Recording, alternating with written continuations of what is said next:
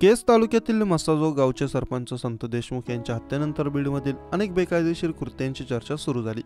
संत देशमुख हत्या प्रकरणात परळीतील वाल्मिक कराड आणि त्यांच्या सहकाऱ्यांचा हात असल्याचा आरोप झाले। त्यानंतर परळीतील अनेक बेकायदेशीर कृत्य, व्यवसाय यांच्या अनेक सुरस कथांची चर्चा सुरू झाली।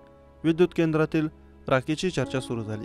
अशातच परळीत राखेची वाहतूक करणाऱ्या टिप्परने दिलेल्या धडकेत एका सरपंचाचा मृत्यू झाला।